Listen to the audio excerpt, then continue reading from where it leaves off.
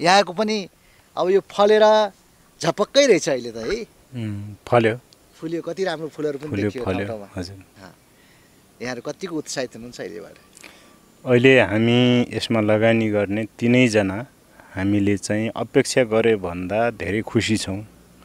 अपेक्षा गरे भन्दा छिटो फल्यो, छिटो फुल्यो, फल्यो र पाक्यो। हामीले एक लट त बेचिसक्यौँ, पहिलो लटको झन्डै 3 क्विन्टल जति भयो होला। अनि दोस्रो लटको अब फलेर पनि पाक्दैछ, यहाँले देखिरहनु भएको छ, यो रातो रातो हुँदैछ। एकदमै। तेस्रो लटको फुलेर पनि फुल मुर्झाइसक्यो। चौथो लटको लागि कोपिला फाल्दैछ, सानसाना कोपिला फाल्ने अनि फुल्ने क्रम जारी छ। यो हिसाबले हामीले चाहिँ यो डाँडोमा जति मेहनत गऱ्यौँ त्यस अनुसारको प्रतिफल प्रारम्भिक चरणमा आउँदैछ भन्ने बुझेका छौँ। हजुर, सुरुमा 3 क्विन्टल हाम्रो बिक्री भयो भन्नुभयो होइन? हजुर। त्यो यहीँ बिक्री भयो अथवा बाहिर लानु पर्यो? माग कस्तो थियो, कसरी म्यानेज गर्नुभयो तपाईँहरूले, के भयो? होइन, त्यो 3 क्विन्टल सुरुको चाहिँ असारको 1 गते रातो रातो भयो अलिअलि 1-2वटा, 2 गतेबाट अलि बढी भयो, 3 गतेबाट मान्छेले धरै नदिएर लौ लिनुपर्छ भनेर अब लिनुभयो। हामीले 1-2 दिन अरू रहन दिनुहोस् किनभने अमिलो हुनसक्छ, राम्रो रुखैमा राम्रो गाढा ढङ्गले पाक्यो भने मिठो हुन्छ भनेको मान्नु भएन। 3 गतेदेखि नै सुरु भयो, 4 गते झन आयो, 5 गते झन आउनुभयो। अनि त्यसै पानीको झरी लागेको छ, मान्छे लाइनमा छन् होइन, गाडी लिएर त्यत्तिकै रुच्दै अनि त्यो सबै चाहिँ तपाईँको 3 गतेबाट बेच्न थालेको, 9 गते हुँदा नहुँदै सबै त सकि त गयो, यहीँ गेटमै सक्यो, यहीँ सक्यो। कहीँ लानु पऱ्यो, 1 केजी पनि अन्त लानु परेन। कसरी छ नि यो यहीँ आएर किन्ने मान्छेहरूले कसरी पाउँछन् यो फुटकरमा? हामीले अहिले चाहिँ अब यहाँ हजुर 2 थरी छ। हामीले सेतोलाई बाहिर रातो भित्र सेतोलाई 700 रुपियाँ केजी दिन्छौँ किनभने असाध्यै फ्रेस छ, ताजा छ होइन, अनि पोटिलो छ, राम्रो छ। अनि त्यसपछि अर्को चाहिँ हामीले रातो, बाहिर रातो भित्र पनि रातोलाई हामीले 800 रुपियाँ केजी, रातोवाला अलिक कम छ। अनि त्यसो भएपछि अब यहीँ नै गयो, यही फललाई काठमाडौँ गयो भने 1500 देखि 1800 2000 पर्छ। अब हामीले यति राम्रो फल चाहिँ बोटबाटै 700 800 मा दिनु भनेको त भाग्य हो नि खानेहरूलाई त होइन। कस्तो भने अब कतिपय मान्छे नबुझेका मान्छेले के ठान्छन् भने यस्तो महँगो फल कहाँ खान सकिन्छ यहाँ, यस्तो या वा कुरा गर्छन् होइन। म के भन्छु भने त्यो 700 800 रुपियाँ केजी फल खान चाहिँ हामीलाई डर लाग्छ, महँगो छ होइन, धाउ छ। तर तिनै मान्छे हामी चाहिँ रेस्टुरेन्टमा खाजा घरमा पस्यौँ भने 1500 2000 2500 झ्वाम पारेर आउँछौँ। अनि घरका जान परिवारले त्यो मासुको चोक्टो पनि चाख्ने होइन, रक्सीको तुर्को पनि चाख्ने होइनन् होइन। अनि यो फल लिएर 1 केजी फल 700 800 मा लिएर सबै जान परिवारले बाँडेर खाए के मजा होला होइन। पौष्टिक पनि छ। फुड कल्चर भनेको त यो हो नि, खाद्य संस्कार भनेको हाम्रो संस्कृति र परिवार समाजसित जोडिन्छ। हामी फुड कल्चरमा चाहिँ गरिब छौँ त्यस्तो लाग्छ। फुड कल्चर बसाल्नु पर्यो, फुड कल्चर गुड हुनु पर्यो हो। अब चाहिँ कतिको माग भयो बाहिरबाट यहाँहरूलाई? यो पालि यहीँ सकियो भन्नुभयो होइन, बाहिरबाट होइन। पहिलो फ्रुट छ, खेती भएको छ भनेर एकदमै मान्छेले पछ्याइरहेका छन् यहाँ। पहिलो लटमै पनि काठमाडौँ, पोखरा, नारायणगढ, झापा अनि त्यसपछि नेपालगञ्ज, भैरवा, बुटोलबाट सबैतिरबाट माग आयो। हामीले पठाउन असक्षम भयौँ किनभने अब यहाँ नै छैन। यो हुनुको पछाडि कारण के भयो भने हाम्रो एकदम छिटो भयो, त्यो बेला कसैको भएन कि। अनि अरूहरूको हाम्रो सेकेन्ड लट आउने बेलामा अरूको फर्स्ट लट आउँदैछ। अनि त्यसो हुँदाखेरि बजार भ्याकुम भयो, बजारमा केही छैन। नभएपछि मान्छेले धेरैले माग गरे तर हामीले कम भएका कारणले पुर्याउन सकेनौँ, यहीँ सक्यो। लकडाउनले अप्ठ्यारो त पार्यो तपाईँहरूलाई यो पुगाउन अथवा मान्छेहरू? पहिलो पटक चाहिँ व्यापार व्यवसायमा के अप्ठ्यारो पार्यो? पहिलो पटकमा चाहिँ लकडाउनले खासै असर केही गरेको छैन।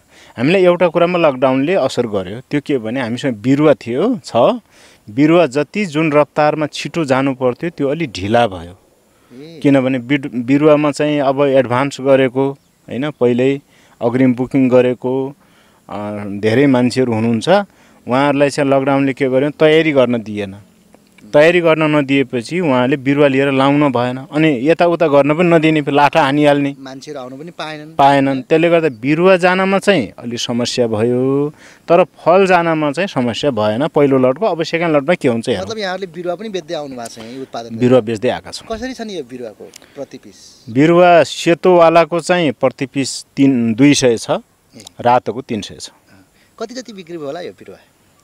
बिरुवा मोटामोटी अहिलेसम्म हिसाब त गरिएको छैन,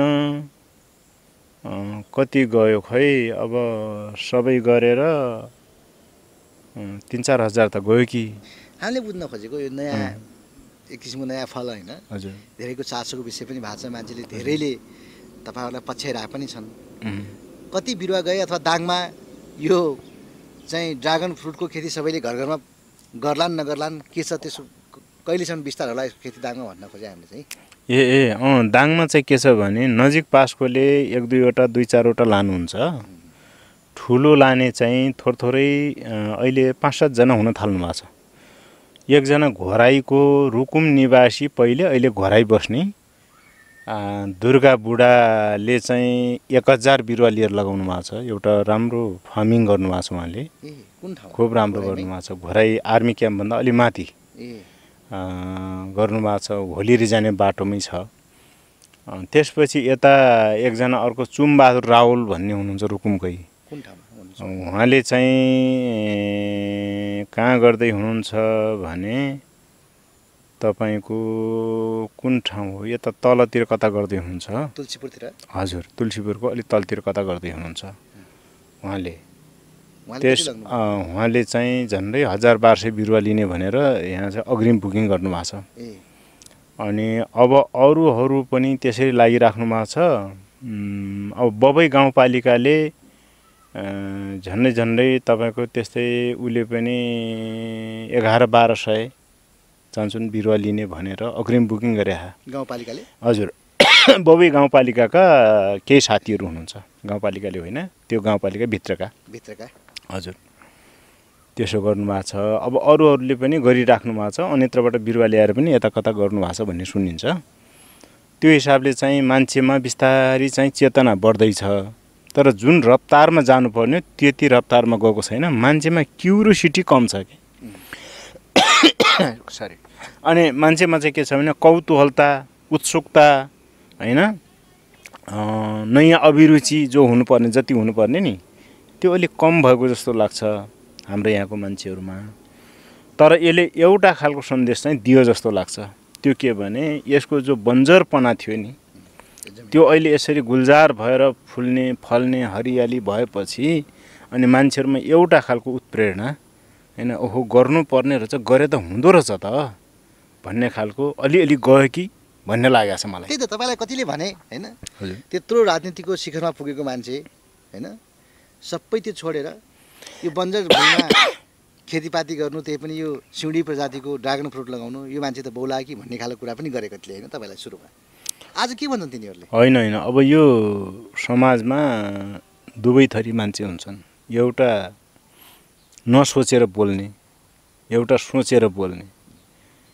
एउटा चाहिँ हरेक चिजलाई नकारात्मक रूपमा लिने, अर्को हरेक चिज नकारात्मकभित्र सकारात्मकता खोज्ने। अब हिजो कसले के बोले त्यो आफ्नो ठाउँमा होला, तर अहिले मैले के पाएको छु भने 100मा 2-3% मान्छे मात्रै यो के गरेको हो भनेर अलिकति नकारात्मक ढङ्गले सोच्ने होलान् जस्तो लाग्छ। अरू सबै चाहिँ सकारात्मक ढङ्गले यो चाहिँ हामीलाई पनि काम लाग्ने चिज रहेछ। वास्तविक क्रान्तिको सुरुवाती यही हो, असली क्रान्ति यही हो। यो क्रान्तिले मात्रै हामीलाई ठाउँमा पुर्याउँछ भनेर उहाँहरूले आफ्नो चेतना र सोचाइको सीमा दायरा अनुसार चाहिँ उहाँले बोले जस्तो लाग्छ। मैले त्यसलाई चाहिँ मोस्ट पोजिटिभली लिएको छु। जीवनमा यहाँको चाहिँ अनुभव के रह्यो? कति मान्छेहरू आए, कतिले पछ्याए? होइन, अहिले चाहिँ अब रातिको 12 बजीसम्म पनि फोन आउँछन् र कामकाजी मान्छेका फोन आउँछन्। अब अहिले चाहिँ काम नगर्ने, गफ गर्नेहरूका फोन चाहिँ कम आउँछन्, किनभने मैले धेरैजसो साथीहरू के भन्ने गर्छ भने गफ कम गर्नु होला मसँग, कामका लागि कुरा गर्नुहोस् तर कुराका लागि कुरा नगर्नुहोस् भन्छु। त्यो भएपछि अब हिजोको राजनीतिक जीवन सरकारमा, सदनमा, पार्टीमा हुँदाको लाइफ र अहिलेको लाइफमा ऊ पनि एउटा महत्त्वपूर्ण लाइफ हो, जीवन हो होइन, आवश्यकताले हो। नेपालको इतिहासमा हामीले अब बलिदानी, त्याग, कुर्बानी गरेको इतिहास हो, त्यसलाई चाहिँ कम आँक्न मिल्दैन होइन। त्यसमा पनि हामीले थुप्रो ऊर्जा खर्च गरेका छौँ र नै नेपालमा गणतन्त्र आयो, संघीयता आयो होइन। सारा परिवर्तन त्यस कारणले भएको, त्यसै त भएको होइन। त्यो कसैले मागेर कसैले हामीलाई उपहार दिएको चिज होइन। यो चाहिँ जीवनसँग साटेको चिजहरू हो है। धेरै शहीद हुनुभयो, बेपत्ता घाइते हुनुभयो होइन। अनि अब अहिले आएर यहाँ फेरि इतिहासले र परिस्थितिले मेरो जीवनमा अर्को माग गर्यो के। त्यो के माग गर्यो भने अब तिमी यो ठाउँमा नलड, अर्को ठाउँमा जाऊ, त्यो भूगोल खाली छ, त्यहाँ तिमीले चाहिँ क्रान्तिको एउटा सानो सुरुवाती गर्ने त अरू छन् गरिहाल्छन् भन्ने कुरा भयो जस्तो लाग्यो मलाई। त्यसले गर्दा मैले राजनीतिक क्रान्ति, राजनीतिक यात्राको मार्गलाई पूर्ण विराम दिँदै होइन, आफ्नो यात्रालाई पूर्ण विराम दिँदै म फेरि आर्थिक सामाजिक रूपान्तरणको यात्रामा अथवा यो मोर्चामा लड्न आएँ। अब यसमा चाहिँ म के भन्छु भने आम नेपाली युवा र किसानहरू सबैसँग मिलेर म केही गर्न चाहन्छु। उहाँहरूले पनि गर्नु पर्यो, मबाट पनि केही कुरा सिके भयो, मसँग केही छ भने उहाँहरूबाट पनि म केही कुरा सिक्न चाहन्छु। र हामी सबै मिलेर समृद्ध नेपाल, वास्तविक समृद्ध नेपाल र सुखी नेपालीको बाटो भनेको असली बाटो यही बाटो हो। गफ धेरै काम भएन होइन। हामी कहाँ चाहिँ के भयो भने बोल्ने, लेख्ने, भाषण गर्ने, गीत गाउने, इतरिने, जिस्किने कुरा त धेरै भयो, तर त्यो काममा जाने कुरा कम भयो कि। अघि पनि यहाँले गेटमा आएका केही मान्छेहरू आथे, फर्काइदिनु भयो फुल छैन भनेर हो। त्यो आउँछन् मान्छे तपाईँलाई पछ्याउनु होइन, थुप्रो आउनुहुन्छ। अब यो माथि बस्ने हो भने त म त अब खान पनि पाउँदैन, खाना पनि भुल्नुपर्ने हुन्छ। किनभने अब मलाई देख्यो भने धेरैले मलाई चिनिहाल्नुहुन्छ। चिनेपछि ल बिष्टले के भन्छ, बिष्टसँग कुरा गरौँ न भनेर कामै नभए पनि आउने कुरा भइहाल्यो। फोटो खिचाउन, सेल्फी खिच्न थुप्रै आउँछ नि, वारवारती आएको देख्छु मैले। थुप्रै आउने, फोटो खिचौँ भन्ने यो दायाँ बायाँतिर त्यसो गर्ने हुन्छ, त्यो स्वाभाविक हो। फेरि स्वाभाविक हो, त्यसलाई अन्यथा लिनु। मैले अन्यथा लिएको छैन। भन्न खोजेको पहिलेको भन्दा त व्यक्तिगत रूपमा आफू बढी सन्तुष्ट हुनुहुन्छ, बढीले पछ्याइरहेछन्, ठिक गरे लाग्छ। व्यक्तिगत रूपमा चाहिँ के लाग्छ तपाईँलाई? होइन, कतिपय सीमा समस्याका बावजुद अहिलेको जीवन सन्तुष्टिमय छ। पूर्ण सन्तुष्टि चाहिँ कहिले पनि हुँदैन, किनभने यहाँ पनि मेरा केही समस्याहरू होलान्, सीमाहरू होलान् होइन, केही दुख पीडाहरू होलान् होइन। तर पनि मलाई चाहिँ के लाग्छ भने जो यो पेसा व्यवसाय गरिरहेछ यसलाई हेर्दाखेरि यसमा पोखेको पसिना, यसमा चाहिँ हालेको पैसो, हामी त साझेदारीमा छौँ, पैसो र पसिनाको प्रतिफल चाहिँ राम्रो ढङ्गले आउने पूर्व सङ्केत दियो, प्रारम्भिक सङ्केत र नतिजाले त्यो देखायो भन्ने लाग्छ र हामी तीनैजना सन्तुष्ट छौँ। एक दिन पनि काममा रोकेन। 66 कट्ठाको लकडाउन, क्वारेन्टाइनभित्र अब आफूले मस्तले काम गरियो होइन। पुरै गुलजार बनाइयो, गोडियो, मल हालियो, कटिङ छटिङ गरियो, घाँस काटियो। अब यिनी निर्माणका काम पनि गरियो, केही बाँकी राखिएन। एक दिन पनि, एक घन्टा पनि हामी रोकिएनौँ।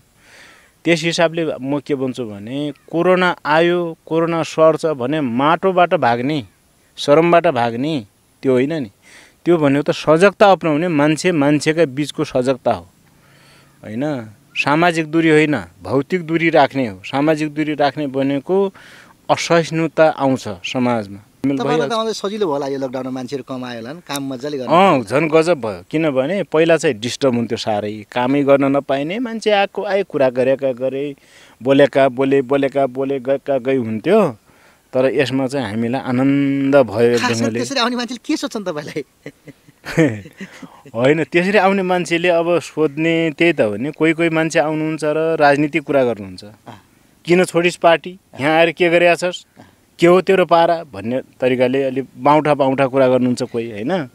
कोहीले के गर्नुहुन्छ भने त्यो घिनलाग्दो राजनीति फोहोरी राजनीति भन्दा यो धेरै गुणा राम्रो गर्नु ल तपाईँलाई बधाई छ एकदम राम्रो छ ठिक छ हामी तपाईँको पक्षमा छौँ यो बाटो ठिक छ भन्नुहुन्छ कसैले होइन यो के हो यो किन सिउडीको काँडा किन लगाएको यो के तालको मान्छे हुनुहुन्छ तपाईँ सिउडीको काँडा लगाएर के हुन्छ अरू गरे पनि त हुँदो भन्ने तरिकाको पनि मान्छे आउँछन् होइन अब यो धरतीमा सन्तान थरीका अब जसको दिमागमा जे छ त्यही अनुसार कुरा गर्छन् अब गरेपछि अब रिसाउनु पनि भएन अब त्यही अनुसार चाहिँ अब कहिले हाँसेर कहिले अब त्यस्तै प्रकारले कुराकानी हुन्छन् जवाब दिइन्छ बसिन्छ रमाइलो त हो नि जनप्रतिनिधि अथवा अलिक ठुला खालको नेताहरू पनि आए कि पछिल्लो समय खोइ होइन आए जस्तो अब रुकुमको चौरजारी स्वती घटना छानबिन समितिका संयोजक देवेन्द्र पौडेल लगायतको 9 जनाको सांसदको टिम आयो देवेन्द्र पौडेल सुनिल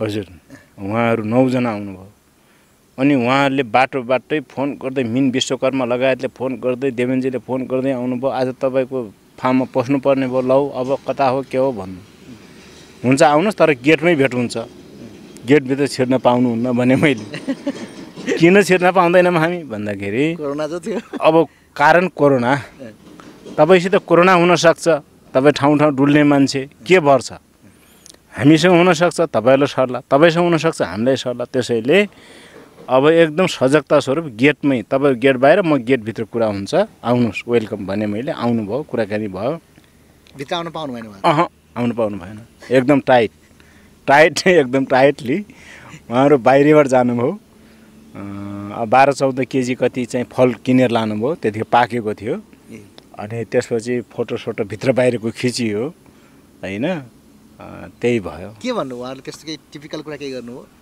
होइन उहाँहरूले अरू कुरा भन्दा पनि ठिक छ अब यो स्वास्थ्यको कुरालाई लिएर सजगता राम्रो कुरा हो ठिक छ हामी अब भित्र नआएन भने पनि के भयो र आउन पाउँदा त राम्रै हुन्थ्यो तर यो बाध्यता हो तपाईँको कर्म देखेर यो ड्रागन फ्रुट देखेर भन्ने कुरा गरौँ त्यसपछि यो तपाईँले धेरै राम्रो गर्नुभएछ असाध्यै राम्रो गर्नुभएछ यस पक्षमा त हामी पनि तपाईँकै अनुसरण गर्नुपर्ने भयो भन्ने टाइपको कुरा गर्नुभयो हुन्छ गर्नुहोस् मैले त्यतिकैमा के भने अब ओली र दाहाल पद छोड्नुहोस् लोकेन्द्र पदमा आउनुहोस् भने मैले अनि हाँस्नुभयो हो दाइ हो एकदम ठिक हो भन्नुभयो कतिपयले अब मभन्दा जुनियरले अनि देवेनजी अब हामी त समकक्षी नै हौँ अनि उहाँहरूले चाहिँ हो ठिक हो एकदम राम्रो हो गजब गर्नुभएछ बहुत राम्रो छ राजनीतिक कुरा आइहाल्यो ओली र दाहाल कुरा निकालिहाल्नुभयो यो पछिल्लो राजनीतिक घटनाक्रमलाई यहाँले यो ड्रागन फ्रुटको बगैँचाभित्र बसेर कसरी निहालिरहनु भएको छ होइन मैले उहाँहरूको यो